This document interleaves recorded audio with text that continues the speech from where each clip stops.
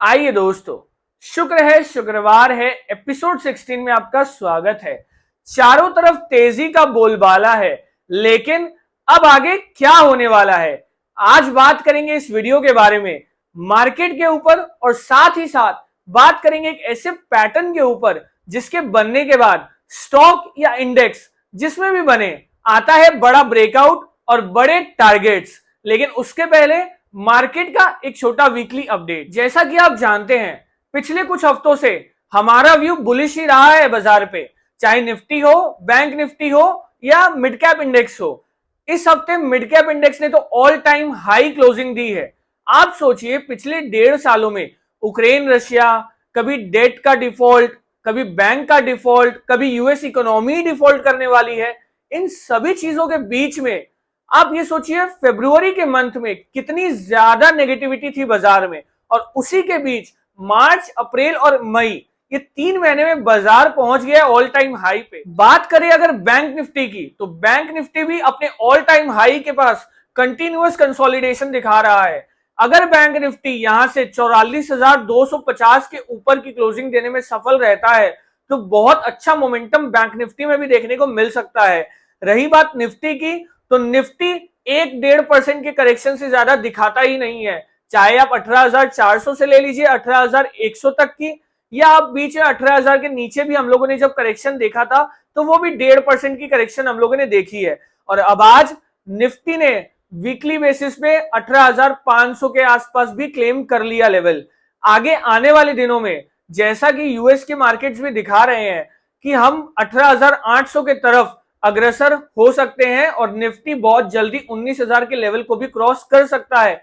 जब तक हम 18,000 के ऊपर अब ट्रेड कर रहे हैं, अब हमारा स्टॉप लॉस बहुत ही सिंपल हो गया है। निफ्टी पर 18,000, बैंक निफ्टी पर 43,000। और जिस हिसाब से मिड कैप इंडेक्स में बड़ी तेजी देखने को मिल रही है, बाजार में कोई भी बड़े डिप की उम्मीद न करे।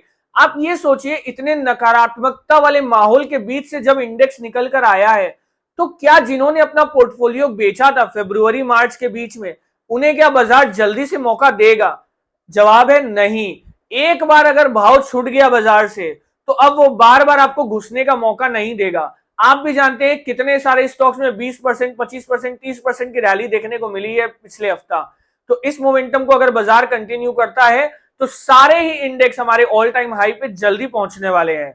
बात करते हैं आज के मेन टॉपिक के ऊपर, पैटर्न के ऊपर, कि कौन सा ऐसा पैटर्न है जिसके बनने के बाद एक बड़ी तेजी देखने को मिलती है या तो बड़ी गिरावट देखने को मिलती है। अक्सर आपके संग ऐसा होता होगा कि जब कोई स्टॉक बहुत तेजी से गिर जाए या बहुत तेजी से बढ़ जाए तो उसके बाद उसमें ट्रेड लेने में ज्यादा दिक्कत आती है, क्योंकि एक साइकोलॉजिकल प्रॉब्लम यह होता है कि हम सोचने लगते हैं कि ये तो बहुत ज्यादा भाग गया है, अब मैं इसे नहीं खरीदूंगा। लेकिन नहीं, उसका एक उपाय है। जब भी कोई स्टॉक बहुत ज्यादा भाग जाए तो उसके बाद आप इंतजार करिए उसमें बॉक्स फॉर्मेशन होने का। बॉक्स फॉर्मेशन एक ऐसा पैटर्न है जो कि बहुत ज्यादा रिलायबल है अगर स्टॉक बहुत बड़ी तेजी दिखा चुका है। क्योंकि एक ऑपरेटर अगर एक स्टॉक को बहुत तेजी से ऊपर लेके जाता है तो ऊपर जाके जब ब्रेकआउट आने के बाद जब बहुत सारे लोग उसमें एंटर कर जाते हैं तो स्टॉक एक कंसोलिडेशन में चला जाता है, और एक कंसोलिडेशन में अक्सर वो स्टॉक एक बॉक्स फॉर्मेशन बनाता है। उस बॉक्स फॉर्मेशन के ब्रेकआउट को आप जब जब ट्रेड करेंगे तो आपको एक अच्छा मूव देखने को मिलेगा। इसका मैंने 2 एग्जांपल भी लिया है आज के वीडियो में। पहला है बैंक निफ्टी और दूसरा है बजाज फिनसर्व। आइए इन दोनों के चार्ट हम देखते हैं। स्क्रीन के ऊपर आपके बैंक निफ्टी का चार्ट है। आप देख सकते हैं बैंक निफ्टी में हमें एक तेजी देखने को मिली, लेकिन उसके बाद एक बॉक्स फॉर्मेशन है बैंक निफ्टी के चार्ट के ऊपर जिसकी रेंज है 44,200 से लेके 43,300 की, जो कि ऑलमोस्ट आती है 800 से 900 पॉइंट की। आप ये मान के चलिए जब तेजी का बाजार है तो इस बॉक्स के फॉर्मेशन को हम लोग अपसाइड ही ट्रेड करेंगे। इसके नीचे टूटने के ऊपर हमें इसे ट्रेड नहीं लेना है। हमें इसका पावरफुल मूव, एक्चुअल मूव तभी देखने को मिलेगा जब ये ऊपर की तरफ टूटेगा। कहने का मतलब ये है कि जब बैंक निफ्टी में 44,200 से 44,250 के ऊपर की मूव अगर देखने को मिलेगी तो ही हमें इस बॉक्स के फॉर्मेशन का पावर समझ आएगा। जिसके बाद अब आने वाले दिनों में आप देख सकते हैं क्लोजिंग के बाद 45,000 की ओर बैंक निफ्टी बढ़ सकता है। आप चार्ट को रेफरेंस के लिए अपने पास रखिए। इसको ट्रैक में रखिए इस चीज को, और नेक्स्ट मूव आने का वेट करिए, पूरे मूव को देखिए और फिर समझिए। सेकंड, अगर हम बात करेंगे बजाज फिनसर्व के ऊपर, बजाज फिनसर्व के चार्ट के ऊपर भी आप देख सकते हैं कितना सुंदर बॉक्स फॉर्मेशन है एक ब्रेकआउट आने के बाद, या बोल सकते हैं एक नीचे से एक रैली आई है 10-12% की, उसके बाद स्टॉक ने एक बॉक्स का फॉर्मेशन किया है। बॉक्स के फॉर्मेशन का रेंज है 1400 से लेके 1450 के रेंज का, मतलब ऑलमोस्ट 50 पॉइंट का रेंज है।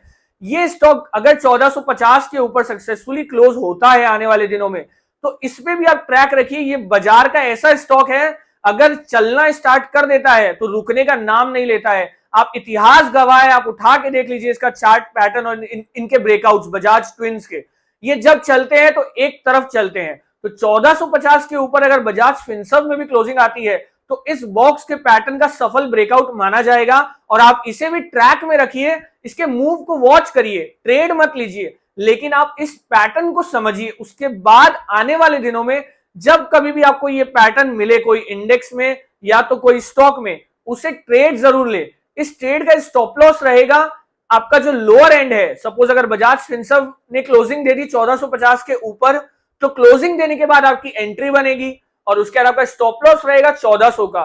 टारगेट मिनिमम जितना पॉइंट का रेंज है वो रहेगा, मतलब मिनिमम 1500 तो टारगेट होना ही चाहिए। उसके बाद जिस हिसाब का पैटर्न फॉर्मेशन होगा हम ट्रेल कर सकते हैं अपने ट्रेड को। आप अपने ट्रेड्स को जितना सिंपल रखोगे, जितना प्राइस एक्शन पे डिपेंडेंट रखोगे, आप उतने ज्यादा सक्सेसफुल रहोगे ट्रेडिंग में।